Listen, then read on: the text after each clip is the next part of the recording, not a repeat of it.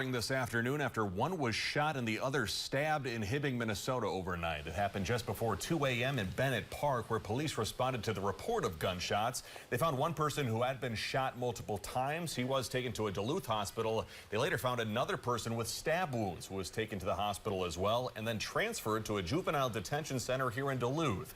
Police say both of those boys know each other, but they didn't comment on what led up to that incident or the extent of those injuries. An investigation is underway. Now, the park and Hibbing's municipal golf course were closed for several hours due to this incident, but they have since reopened.